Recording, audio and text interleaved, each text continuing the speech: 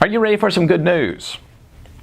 Though legalism is like a spell that allures our affections, it's no match for the power of grace.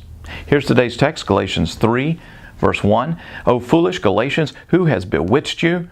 It was before your eyes that Jesus Christ was publicly portrayed as crucified. Let me ask you only this.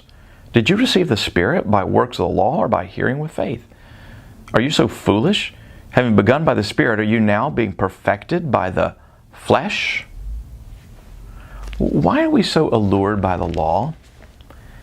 We wrongly assume that if we're afraid, we'll try harder. In fact, fear doesn't enable us to improve, it does the opposite. Some time ago, I happened upon a reenactment of a daring rescue of a woman trapped in a tunnel that was filling with water. The rescuer was an expert swimmer who made his way to the woman who's screaming while perched atop her sinking vehicle. The rescuer's first words were memorable. He said in a loud voice, "You are not going to die today." The rescuer knew that the greatest obstacle to her salvation was her fear of drowning. Panicky people are prone to push their rescuers under the water or claw them or thrash so wildly that they can't be rescued. The woman didn't die that day thanks to a confident Savior, but I chuckled to myself later, what if the rescuer had cried out, "You're probably going to die today"? The fear of dying would have probably led to her death. Sometimes we utilize the law because we believe that withholding love is the best way to motivate people. It's not. Years ago, while participating in an urban mission, I met a man named Jimmy who'd been in prison for drug sales. And since his release, Jimmy had been living at the homeless shelter, and he confided in me a story. Jimmy's father had always compared salaries with Jimmy.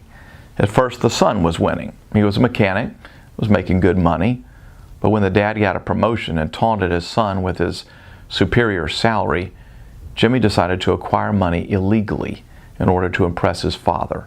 That started the life of crime, incarceration, and homelessness. Really? Do we think we're going to help a drowning person by making her more afraid?